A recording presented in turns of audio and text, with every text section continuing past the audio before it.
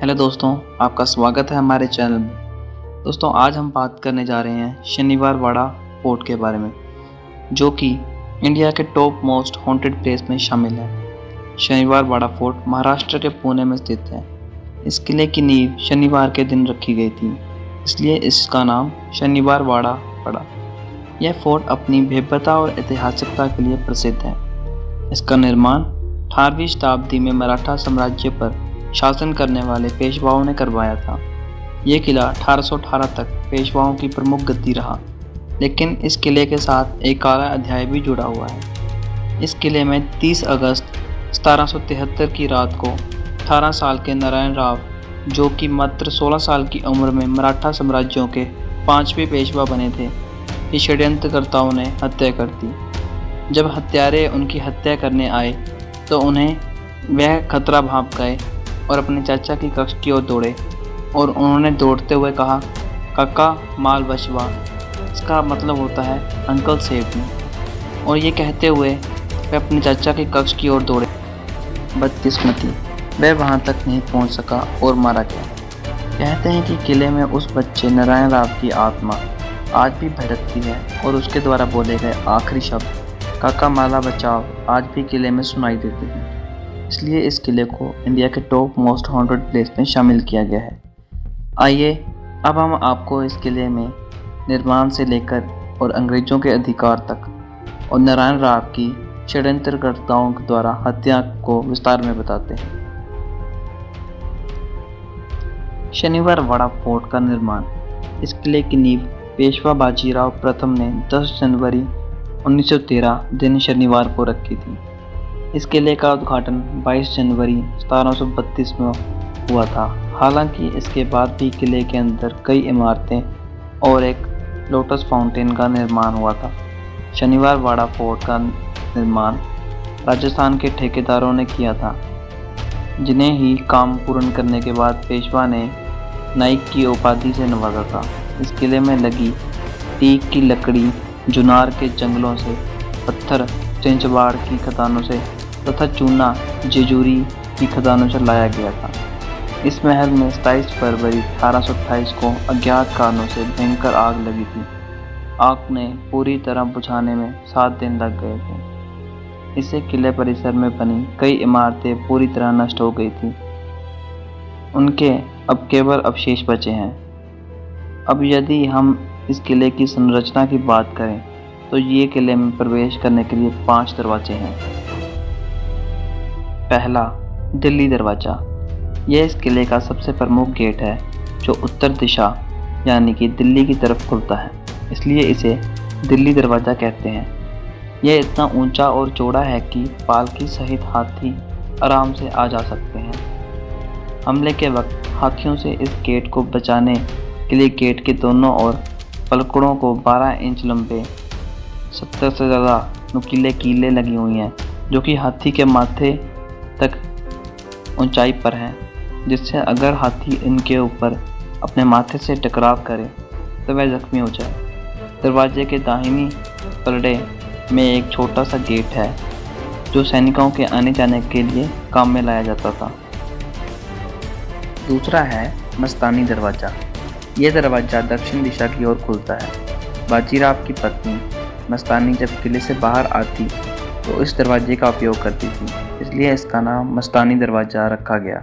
वैसे इसका एक और नाम अली बहादुर दरवाज़ा भी है। तीसरा, खिड़की दरवाज़ा। यह दरवाज़ा पूर्व दिशा में खुलता है। इस दरवाजे में खिड़की बनी हुई है, इसलिए इसे खिड़की दरवाज़ा भी कहते हैं। चौथा, गणेश दरवाज़ा। यह दरवाज़ा दक्षिण पूर्व दिशा में खुलता है। ये दरवाज़ा किला परिसर में स्थित गणेश रंग महल के पास स्थित है, इसलिए इसे गणेश दरवाज़ा कहते हैं। पांचवा और आखिरी दरवाज़ा, जिसका नाम है जम्बूल दरवाज़ा या नारायण दरवाज़ा। ये दरवाज़ा दक्षिण दिशा में खुलता है।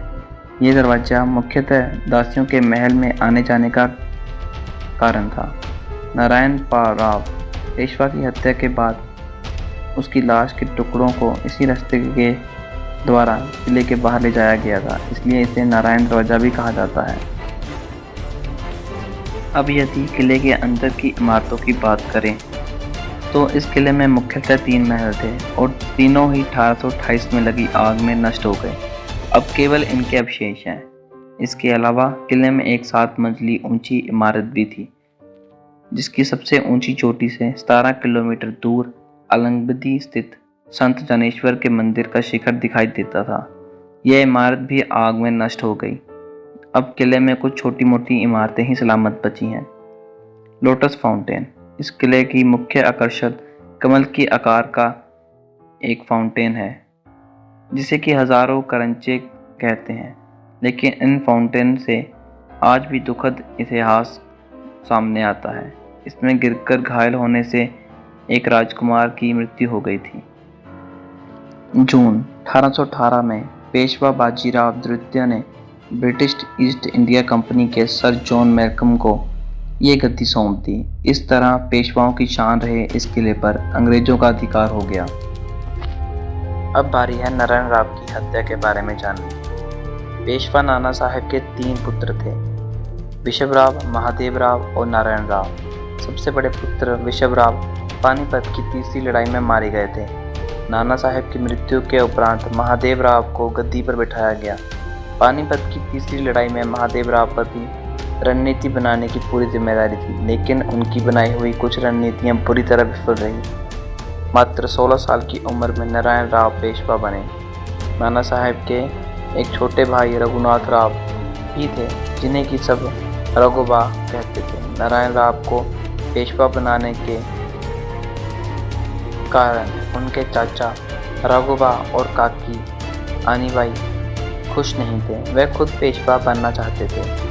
उनको एक बालक का पेशवा बनना पसंद। उनके साम्राज्य में ही भीलों का एक शिकारी कबीला रहता था, जो कि गर्दी कहलाते थे। वो बहुत ही मारक लड़ाके थे। नारायण राव के साथ उनके संबंध खराब थे, लेकिन राघोबा को वह पसंद करते थे। इसी का फायदा उठाते हुए राघोबा ने उनके मुखिया सुमेर सिंह गांधी को एक पत्र भेजा, जिसमें उन्होंने लिखा, नारायण राव का धारा, जिसका मतलब था नारायण राव को बंदी बनाओ। लेकिन अनादिबाई को यहाँ एक खूबसूरत मौका नजर आया और उसने अपने उस पत्र का एक अक्षर बदल दिया और कर दिया नारायण राव का मारा, जिसका मतलब था नारायण राव को मार दो।